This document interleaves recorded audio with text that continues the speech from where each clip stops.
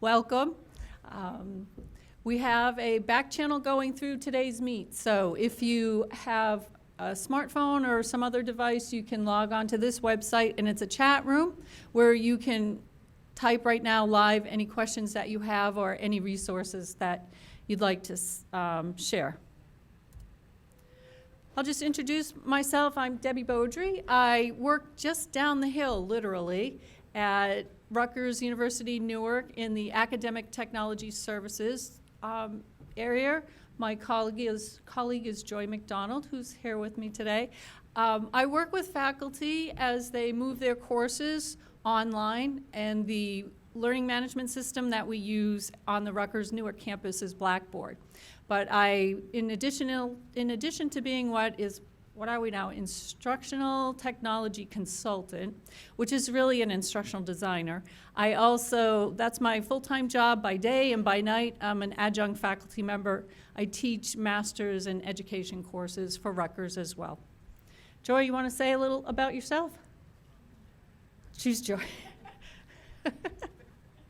Okay, we're just going to do a little old school poll here so I know how to put the emphasis in my presentation. What is your role at the institution at which you are? You might be 2 roles, so you can raise your hand twice if you want, 3 roles even. So if you are a faculty member, please raise your hand. Okay, good. If you're an instructional designer, okay, technology professional. That was like my catch-all. Thank you, Tamara. Any other that I might have missed? Okay. What's the other? Oh, okay, sorry. Thank you. Okay, raise your hand if you are familiar with Quality Matters.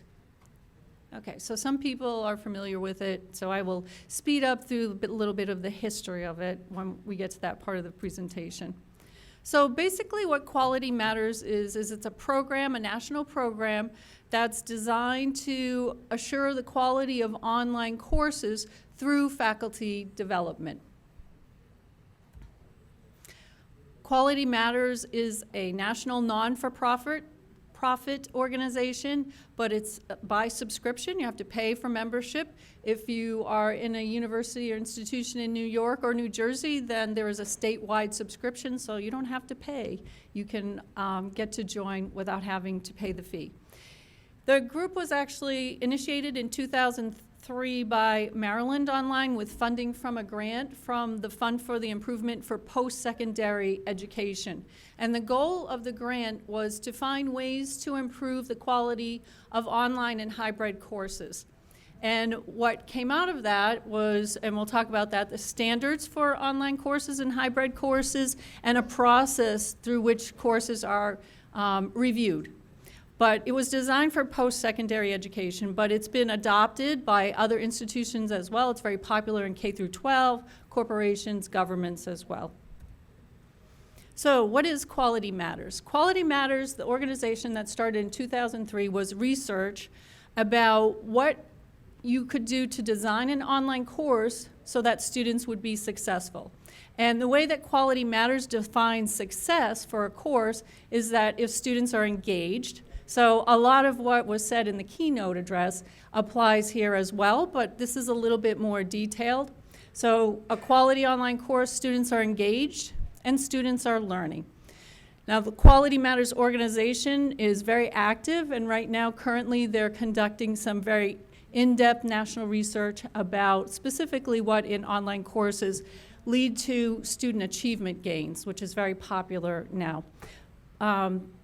Part of Quality Matters also is the set of standards. Out of that research came a set of standards, and we'll look at those. There are 43 standards that they've developed, that they've learned through a review of the literature, that these standards help lead to the improvement of student learning in online courses. They also came up with a process for peer review. The keynote speaker had spoken about peer review, faculty evaluating their own courses. Through the Quality Matters process, your course is evaluated by other faculty peers. And it's a course development tool for faculty and instructional designers. It's also a professional development opportunity. Quality Matters offers professional development programs for faculty and instructional designers. And as was said earlier, we find that faculty that go through a QM process or the QM faculty development know how to improve their online courses as well as their face-to-face courses. And it's also an opportunity to participate in a community that's interested and dedicated to improving online and hybrid courses. I've been a member of Quality Matters for about 4 years now.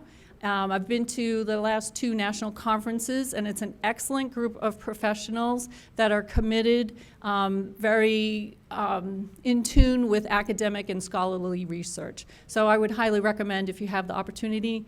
Next fall, it's in Baltimore, so not too far. So QM's national standards, QM has more than 800 subscribing institutions. Right now I think it's up over 850. It's in most of the states in the United States and 6 countries outside of the US. Over the years, they've trained more than 33,000 faculty and instructional designers.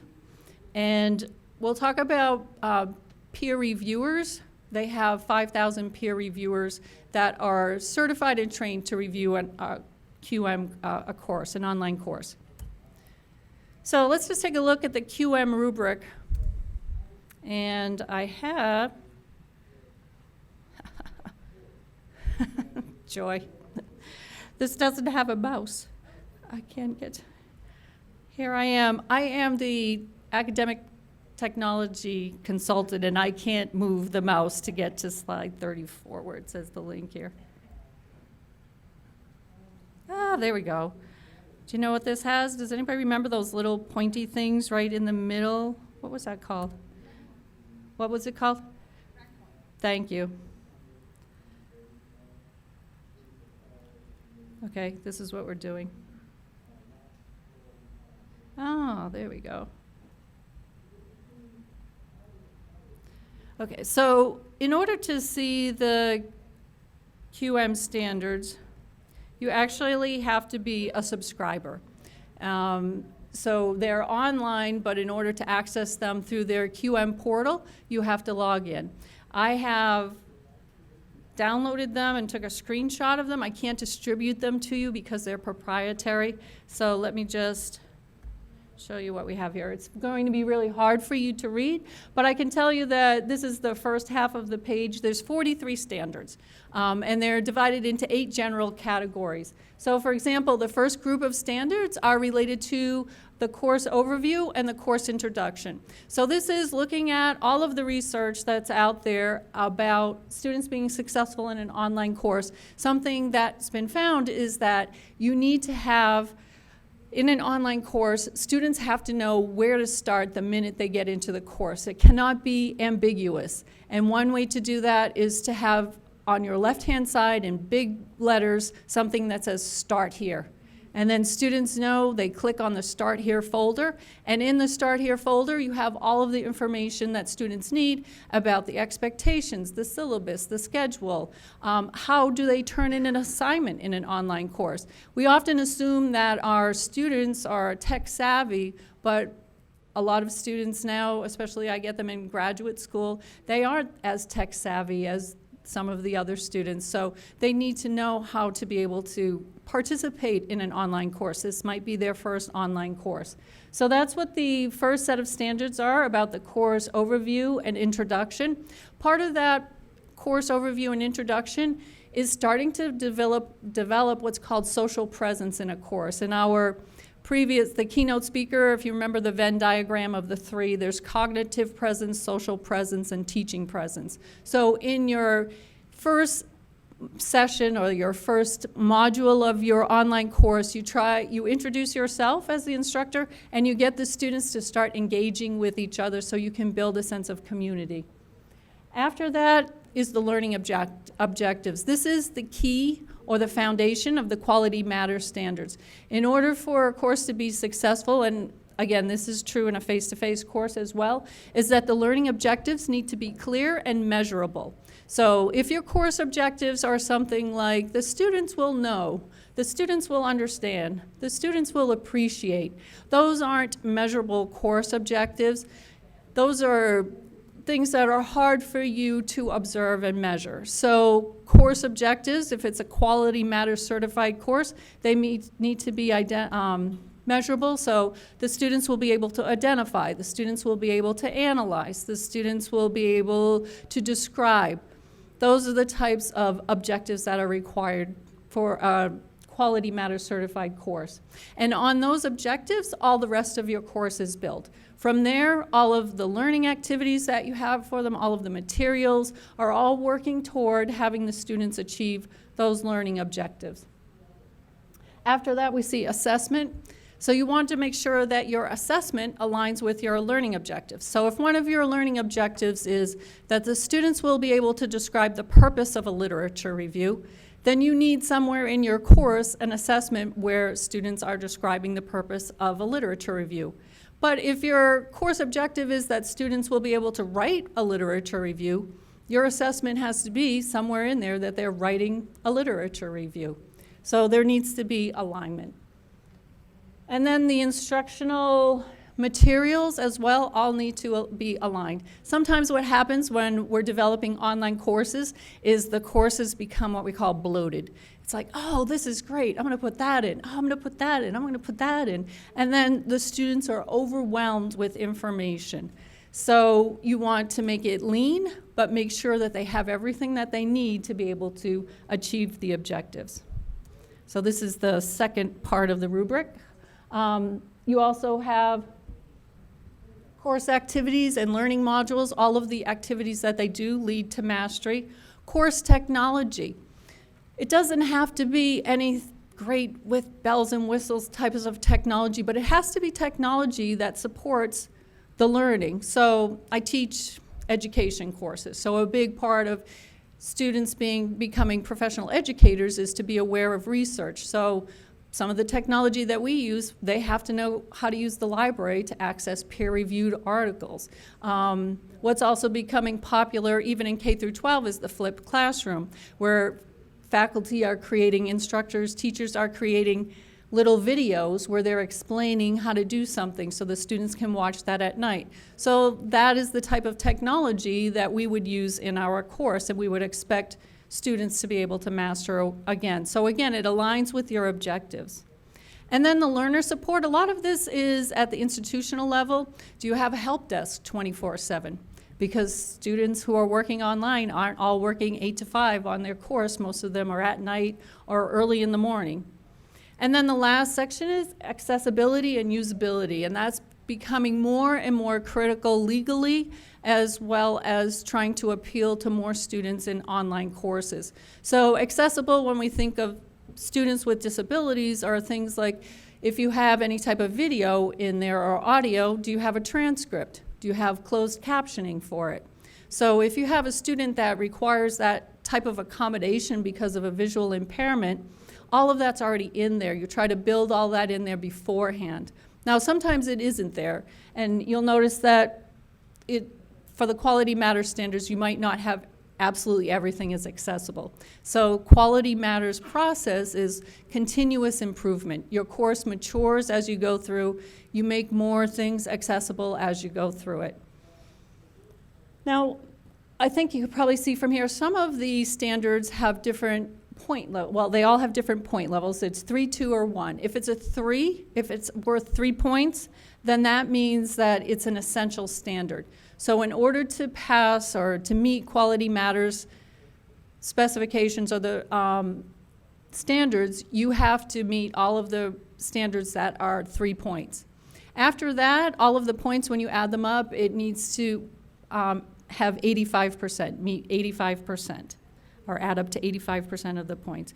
And if anybody has any questions, you can stop me, because I get nervous when I talk and I'll just go really fast. So, all right, so those are the actual standards themselves, and I encourage you to become a member of Quality Matters, to go in there and to download the standards, because even if you never decide to go through a QM review process, it's a good tool to have. It's a nice concrete tool to have to look through your course and see that you have everything that you need for students to be successful.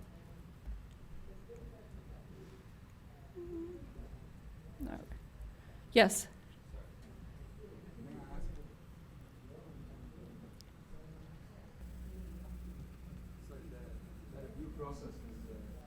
For each and every course, or Yes. For each and every course? Yep, yes. And you get certified for each and every course? Yes, it's for individual courses, yes. Oh, okay. Poly Matters is also taking a look at doing a certification for program level, but it did start out as a course. Okay. Then, thank you. Okay. So one other part, we looked at the standards themselves, but I do want to point out that there are 43 standards and they all fit on one page, so you would think it'd be easy just to check them all off. But when you go through the actual training for the Quality Matters rubric, you receive what's called an annotated guide, and it's pages of information about each standard. They look at each standard and they give you more information, a more detailed explanation of what it means to meet that standard, and they also give you examples in that. Okay. I'm going to be flipping back and forth, so hold on. Okay, so how does your course become certified? You go through something called the QM peer review process. There are a couple of different types of peer reviews. You have your official QM peer review, where you submit a course to QM, the organization, and they manage the review process. You pay a fee, it's $1,000, and most of the time your institution will pay that for you. You pay the fee to Quality Matters, and then they pay 3 peer reviewers to review your course. And the peer reviewers have to be people who have been through the professional development, that understand the rubric and have been certified that they understand how to apply the rubric to courses and how to give constructive feedback to faculty members. So that's managed by QM, and at the end, once your course is certified that you meet the standards, you get a little logo that you can put in your course that says it meets the QM standards. It's like the good housekeeping seal of approval that you get to put on your course. But not all institutions or departments or programs can afford to have every course go through that process, so you can have an unofficial review. So within your institution, or maybe you have a cohort of institutions that you work with, you have people that go through the QM review, peer review training, and they're certified, and then you just review within your organization and provide feedback to the faculty members. So some of institutions that I've spoken with, they call this like QM Light. It's not the whole thing, but it's a good start for getting your course up to the standards. So you could have that type of group review. You can also have your own self-review.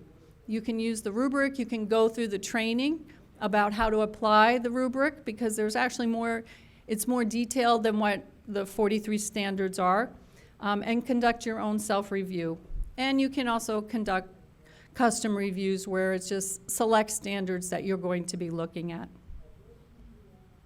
So this is, with Quality Matters, they like to consider it a continuous improvement process, that your course is never done, it's always maturing, it's always changing. So you start out with the course developer, and this could be a faculty member, but many times it's a faculty member working with a team with an instructional designer. And you work on the course together, and then you submit it for peer review.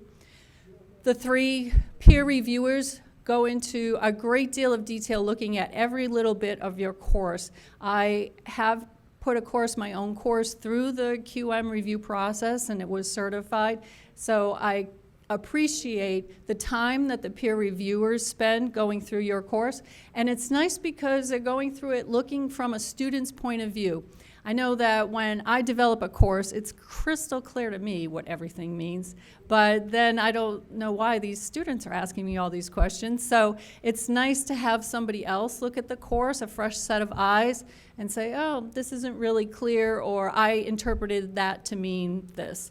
So they go through and they give you feedback. Yep. Yep. At the very end, I have a slide of all the different types of training that they have, but there is the introductory level is I have a timer here.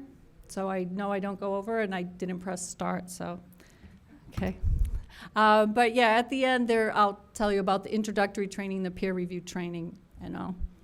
And then after you receive your feedback, it's very detailed about every bit of your course. And when you go through the training, you're trained not only to understand the rubric, but you're also trained in how to give constructive feedback. So they're not just looking at your course and saying, oh, this is, you know, you need to change this, you need to change that. It's very positive and very collegial. And they actually are trained not to say, you need to change this. It's always, I wonder, or have you thought about? So it's nice in the end when they give you suggestions and ideas that you hadn't thought of either. And it's also good if you are a peer reviewer, because then you see all of these other ways that people have created courses, and you get ideas too. So after it's been through the review, you get your feedback, and maybe the first time it meets all of the standards. So then you can go through and actually continue to improve your course, because even if your course meets the standards, they provide you with feedback of how to improve your course even more. If it doesn't meet the standards, then they're designed, the peer review team is designed to make sure that your course does meet the standards. They've provided you with feedback and recommendations that if you implement, then you should be able to meet the standards, and they'll work with you to do that. So what does a course, online course, look like that has met the Quality Matters standards? Since we don't, well, if you want to copy this down, this is Lake Sumter State College in Florida. They have a literature course that met the Quality Matters standards, and it also won the Blackboard Catalyst Award. So what they did was they put a copy of the course, it's in Blackboard, but it's available to anybody to look through. And the password is BB World because it was shown at Blackboard World, and that's the username too. So you can go into it and just look around it and to see what QM certified course looks like. So what I did is, just in case there wasn't internet access, let me just, I took some screenshots of what it looks like. There we go. Here we go. So it's a literature course. You can see right here it says QM, that's the little endorsement of approval. And so when students go into the course, this is the first thing that they see. It's a welcome. And then on the left-hand side, if you can, I'm not sure you can see it, but there's something that says getting started. And that's where students go to begin with the first week, the first time they enter the course. And so this is what's in the Getting Started folder. It's like an orientation. It's like in your face-to-face class, it's like the first day of class, where you go over the syllabus, you go over the schedule, you go over your expectations, you introduce yourselves to each other. So all of that goes on in your Getting Started folder at the very beginning of the course. And these are some of the more of the information that she had in her Getting Started. So it's navigate the course, which is where do I find things? Not every course looks the same. So where are the assignments? Where do I submit the assignments? Where's the discussion board?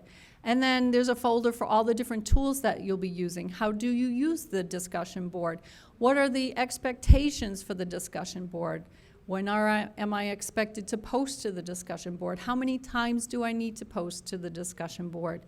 How do you submit assignments? Take a test. Check your grades. Where do you go to check your grades? Where do you go if you need help? Because as the instructor, you don't want to be the technology specialist as well. So you want to be able to make it clear to students where they go for their help. And how to participate in a collaborate session, which is like video conferencing. This is in her course. She has the objectives, so very specific learning objectives for each unit and then for each week in the course. One of the key points in that first section of the Quality Matters rubric is that you introduce yourself to the students in a way that will help them connect with you. So people do this in a lot of different ways. This particular instructor decided to write some text about herself, and she also has a picture of her and her family. She has some personal information in there, and that's what you typically encourage your students to do as well. Tell us about yourself professionally, and then what you feel comfortable with sharing with us personally, because otherwise it's just empty connections. When you're in a discussion board with other students, you have no frame of reference because you've never seen them before. So it's nice if students share pictures and a little bit about themselves personally, so then students can start making connections. And that's part of that, in that Venn diagram, that's part of building a social presence in the course. So this is another course. This is the course actually that I developed that was QM certified. So this is the Start Here section, and some of it looks very similar. Instead of going by weeks, I went by units. I grouped things into units. And there, again, are the learning objectives, all measurable learning objectives. Notice the dates are in there as well, because we think, as instructors, many times we think in terms of, oh, this is week 1, week 2, week 3, but students don't always think that way. They think in terms of what's the date today, and then they know where they need to be in the course. So in this particular course, it's units. There's 4 units. And then within each unit, there are sessions, and some units are longer and some aren't. But sessions are, I've made them so that they were a week's worth of work. So there's always an introduction to what we're doing in that session, and then some lessons. And the lessons could be text, the lessons could be readings, the lessons could be video as well. And an important part of the QM rubric is that you make your learning materials engaging. And so, as our keynote speaker said, streaming a 3-hour lecture is not engaging for students. When you go online, you need to chunk your instruction. So if you have something that you need to teach the students and you want to do it through video, 10 minutes at the most at a time. And think about what you're saying to the students. If it's already in the textbook, then you don't need to say it again in a video. So you're just trying to get the essence of what they need from you into smaller chunks throughout the course. And you can also curate. This is a big thing too. Curate your content. So you're going to other places. You're going to find a TED Talk. You're going to Khan Academy. You're going to YouTube. YouTube isn't all just dancing cats. There's actually some good stuff out there too. And you're pulling it all into your course, being mindful of that you don't want the course to become bloated. Everything has to align with your objectives and help the students achieve that. Those are let me go back.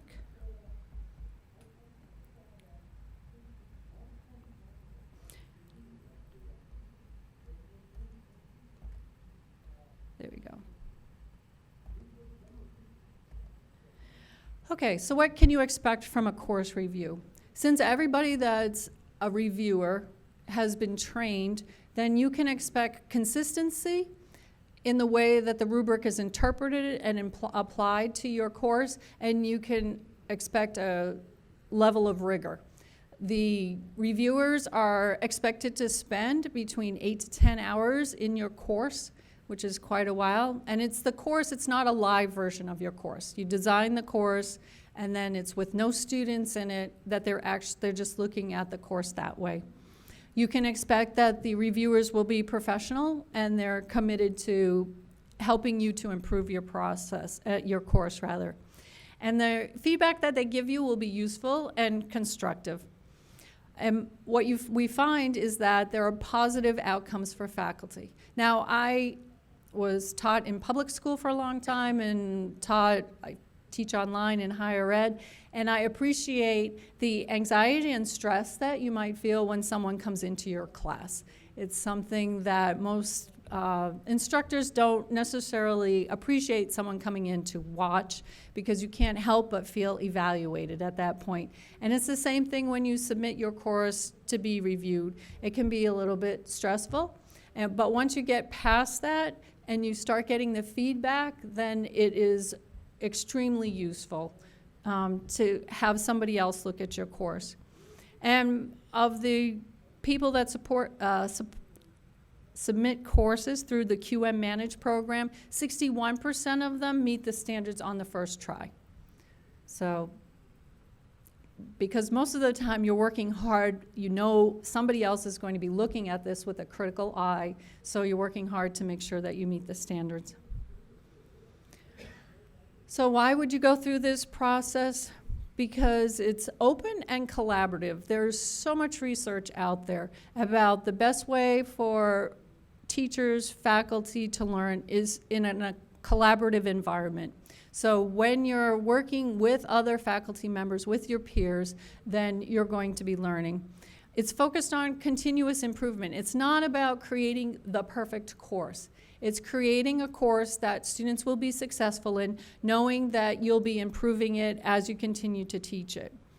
It's knowing in the process you have the benefit of having someone who's been trained and certified about the QM standards, which are based on research. It's not just somebody's experience. Oh, when I teach my online course, this is what I do, so this is the best. No, this is based on research, so that's one of the benefits of going through this process. It also represents the student viewpoint, which sometimes is, well, it's always important, but sometimes hard to get. Especially you get the feedback from students and they might not spend the time giving you the feedback that you need to really design your course to the level that can make them successful. And it's not prescriptive, even though there are 43 standards and there are pages of annotated text. The courses look very different, all the different courses that have been certified. There's a lot of different ways to meet the standard. So it doesn't mean that it's a boilerplate and you've lost your academic creativity or freedom.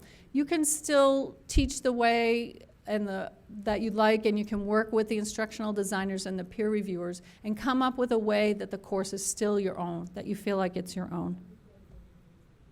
So these are the types of programs that QM offers for training. The first level is applying the Quality Matters rubric, and most of these trainings are 2 weeks in length, and they're online, completely online, and they assume that you're working full-time, so it's not like full-time, but it's 2 weeks where it's pretty intense. Joy and I have been through it. And you have homework assignments, and you're looking at the rubric and you're applying it to examples that they have there.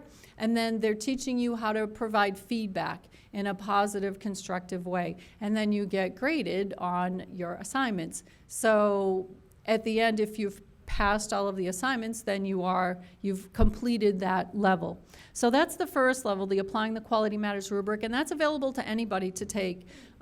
You could be a faculty member, instructional designer, staff, administrator, whatever. And it's an excellent way to start to understand what it takes to have a quality online course. The next level is a peer reviewer course, and that is first you have to complete the Applying the Quality Matters rubric course. This is for people who have taught online within the last year. So if you're a peer reviewer, right now the way it is with Quality Matters is you have to have taught online within the last year to be a peer reviewer. So then you would have to, in addition to the first level and having taught online within the last year, then you go through the peer reviewer course.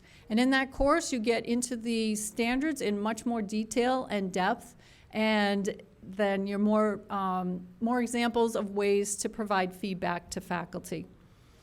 After that is the Master Reviewer certification. So you have to have done the other two.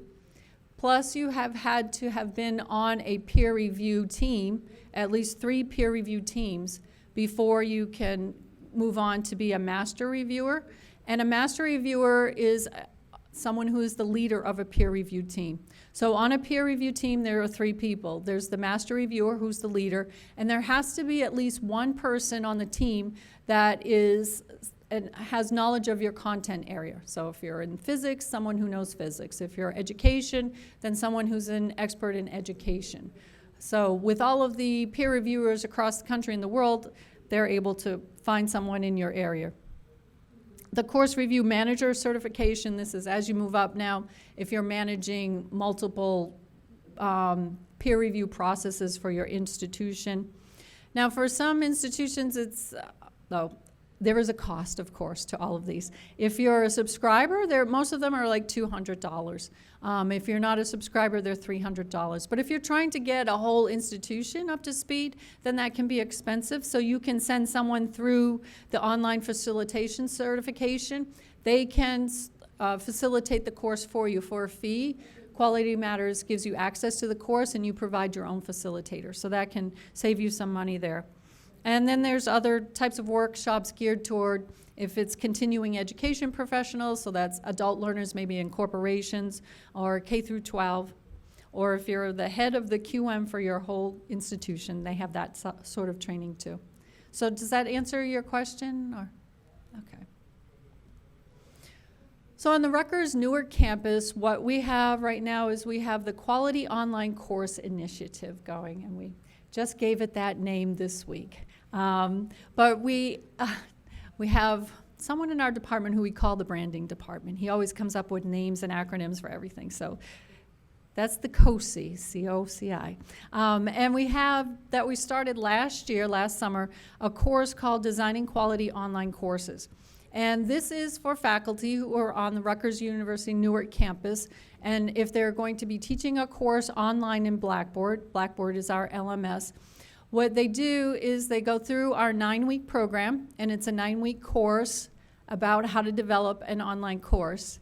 And in it, we have all of the instructions for interpreting the QM rubric. We don't look at every standard, because in 9 weeks, you wouldn't be able to go through all of the standards in that amount of time. We say 4 to 6 weeks, 4 to 6 hours per week. So when the faculty come into the course, they need to have selected a course that they're going to be turning into an online course. So we have a lesson about how to create an instructor introduction, and then in their course, they create their instructor introduction, and then we grade it as it meets expectations or it doesn't. We have a lesson about designing measurable learning objectives, and then they create the measurable learning objectives for their course. So we've had 2 cohorts go through, and the next one starts in February, where it's part of a research study. We're looking at the impact of it and faculty's perception of it, and so far the results have been good. Faculty have been applying what they learned to their courses. I do have to give the disclaimer that we also offer a stipend for some of the faculty, so that's a further incentive to meet the standards, because that's how you earn the stipend, is to meet the standards.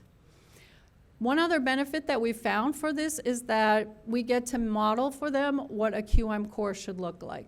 The course that they're going through is based on the QM standards. And it also gets them to experience an online course as a student. I've had faculty go through and say, wow, some of them had taught online before. They're like, I can see now why those students were asking questions about this, or how it's not clear. So the format is 9 weeks, it's completely online, and it's offered through Blackboard. So if you want this URL, we have a guest version of it open, so anybody can take a look at it. The discussion boards aren't there, that part's not live, the assignments aren't live, but you can go through and look at the lessons, and you could learn about the Quality Matters standards as well that way. So if you access that URL, then you'll be into it. It's http://tinyurl.com/NSDBHS2. Any questions? Has anybody been in the today's meet? You have? Thank you, Joy. Well, we're just doing it at Newark because it's in Blackboard, so, and we're the campus that uses Blackboard. It's okay. But I know that COLIT in New Brunswick offers programs as well. They have them. Antonius is here, and you could speak to him about the programs that they have there. Any other questions? Okay, so Quality Matters is collaboration about quality And when you review other courses, you gain new ideas for professional learning. It improves student learning. It's an external quality assurance and course validation. So sometimes you know that your course is good, or you think that it's good. And it's nice to have some sort of external group that has looked at the research and says, yes, this is actually a good course. It's a good thing for professional development and to have in your portfolio. If anybody is an adjunct, it's nice to say that you have put a course through the Quality Matters review process. And it also allows you to become a member of the community, the QM community. Is it time? 5 minutes. Ooh, that went fast. Okay, so these are all of the states that are part of QM. If it's in yellow, that means you're a statewide subscriber. So if you're in an institution in New Jersey and New York, then your subscription is paid for at the state level. So you can just go to QM and create an account that way. Go to it's qualitymatters.org, and at the very top you'll see something that is click new account, and you should just use your institutional email address so that you can become a member. And I would encourage you, when you're in there, once you become a member, on the very front page of it, we don't have internet access here right now, but on the front page, lower left, I think it is, there's a link to research. You look through there, you click on the research, and for every standard, they'll list all of the research studies that support that standard. Questions? Comments? That's it. Thank you very much.